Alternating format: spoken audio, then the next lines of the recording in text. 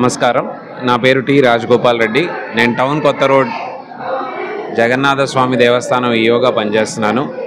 జగన్నాథ స్వామి రథయాత్ర మహోత్సవాల్లో రెండో రోజు భాగంగా ఈరోజు స్వామివారు అందరికీ కూర్మావతారంలో దర్శనమిస్తున్నారు.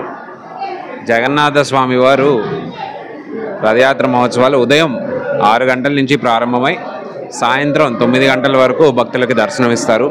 టర్నర్ షోల్డరీ ప్రాంగణం వద్ద స్వామివారు మధ్యాహ్నం అన్న సంతర్పణ, అలాగే సాయంత్రం పూట సాంస్కృతిక కార్యక్రమాలు కూడా నిర్వహించబడుతున్నాయి.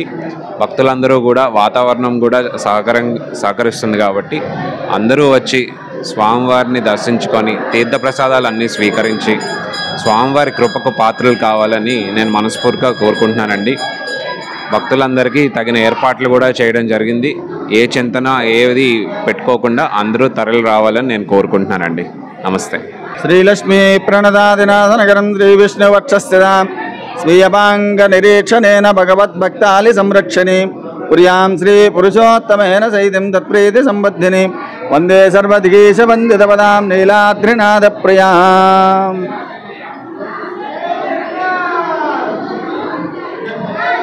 టౌన్ కొత్త రోడ్ గ్రామంలో వెంచేసి ఉన్నటువంటి శ్రీ జగన్నాథ స్వామి వారి యొక్క రథోత్సవంలో భాగంగా ఈరోజు 3వ రోజు స్వామివారు కూర్మ అవతారములో భక్తులందరికీ కూడా దర్శన భాగ్యాన్ని కల్పించి ఉన్నారు. మత్స్య కూర్మ వరాహస్య నారసింహో వామనః రామో రామస్య కల్కి కృష్ణ కల్కి ఏవచ అని చెప్పి పద్మపురాణం ఆధారంగా చెప్పబడుతుంది. ఆ దశావతారాలు అందులో భాగంగా ఈరోజు ద్వితీయ అవతారమైనటువంటి కూర్మ అవతారంలో స్వామివారు భక్తులకు దర్శన భాగ్యాన్ని కలిగించారు. దేవేంద్రుడు స్వర్గలోకాన్ని అధిష్ఠించి విజయగర్వంతో గజేంద్రుడిపై ఊరేగుతూ ఉండగా అప్పుడు దూర్వాస మహర్షి ఆ దేవేంద్రుడిని ఎదురుపడి గౌరవంగా ఒక పుష్పమాలను దేవేంద్రుడికి సమర్పించడం జరిగింది. ఆ పుష్పమాలను తీసి ఆ గజంపై వేయడం, ఆ గజేంద్రుడిపై విసరడంతో ఆ గజేంద్రుడు ఆ మాలను తొండముతో కొట్టి కాళ్ళ కింద కట్టి మట్టి వేయడం జరిగింది. అది చూసినటువంటి దూర్వాస మహర్షి ఎంతో విజయగర్వంతో ఊరేగుతుంటే దేవేంద్రుడు కదా అని చెప్పి ఆనందముతో గౌరవంతో పుష్పమాలను సమర్పిస్తే ఆ మాలను చేదరిస్తావా అని చెప్పి ఆ దేవేంద్రుడికి నీ స్వర్గలోకానంతటిని కూడా నువ్వు కోల్పోదు అని చెప్పి శాపం ఇవ్వడం జరిగింది.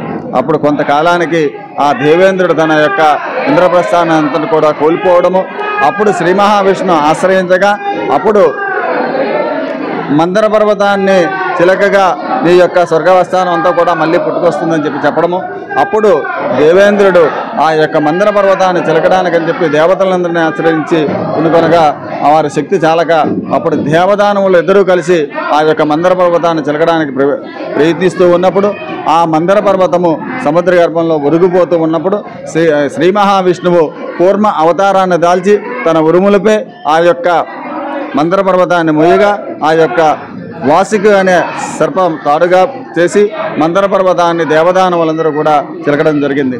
ఆ చిలకడంలో నుంచి వచ్చినటువంటి శ్రీ మహాలక్ష్మి ఐరావతము, కామధేనువు, అమృత భాండాలు, అలాగే ఔషధులు, కాలాహలము శ్రీ సదాశివుడు స్వీకరించగా మిగతావన్నీ కూడా ఇంద్రుడు అలాగే లక్ష్మీదేవిని శ్రీ మహావిష్ణువు స్వీకరించడం జరిగింది. ఈ విధంగా చేసి మళ్ళీ ఆ ఇంద్రుడు తన యొక్క స్వర్గప్రస్థానాన్ని ఇంద్రలోకాన్ని మళ్ళీ జయించుకోవడము, ఆ ఇంద్రలోకానికి మళ్ళీ రాజవడము జరిగింది.